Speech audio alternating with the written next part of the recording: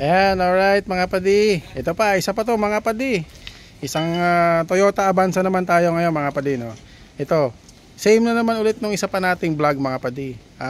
Una, ang inquiry nito ni Bossing is about sa clutch system niya. Kasi ang sabi ng may-ari is nagda-dragging daw yung kanyang sasakyan. Oh, yun, nagda-dragging daw tong sasakyan niya. And ang tanong niya sa amin is magkano raw doon, nagpa-quote siya about sa clutch system. So binigyan namin siya ng quotation and all.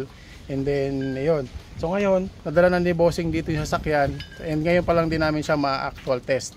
So yun yung sinasabi namin sa inyo mga padi, na yung mahirap sumagot sa inquiry ninyo about sa mga issue ng sasakyan ninyo hanggat hindi natin nati-check ng actual, no? So ngayon dito ang sabi ni Bossing, akala niya clutch system ang problema, pero yun nga, upon actual diagnosing natin is kaya pala nagda-dragging yung takbo ng sasakyan niya dahil palyado pala yung makina, no? Ayan, so ngayon nag-conduct tayo ng ating diagnosing. So diniagnose pa di. Ayun, nakita natin na ang problema is doon sa kanyang ignition coil.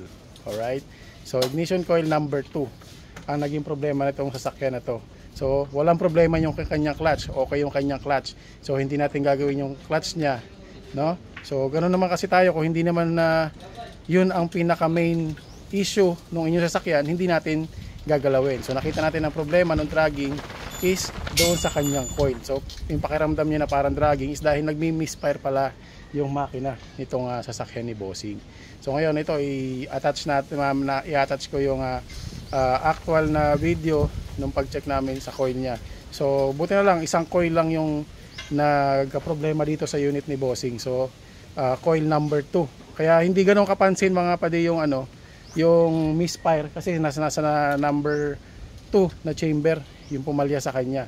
Pero kung nagkataon nasa 1 and 4 yun, nako, ramdam na ramdam mo yung misfiring ng mga padi. So ito, tingnan nyo kung paano namin chinek yung kanyang coil. Alright, tanggalin mo yung uno, ay dos, ay tre. Toyota Avanza.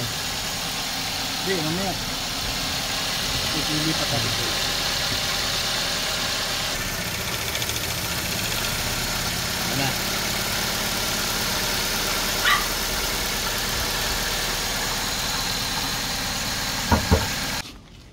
So ayan mga padi, so ngayon gagawin natin is tawag nito, papalitan muna natin yung isang coil niya. Ayan, pinull out na natin yung coil. Nasaan ba yung coil? Ayan, so ito yung kanyang coil mga padi, ito yung sira. Ayan, so nakita rin natin, no, medyo madumi na rin yung kanyang throttle body mga padi. So itatanungin na rin natin si client kung gusto niya rin ipasabay yung cleaning nitong kanyang throttle body.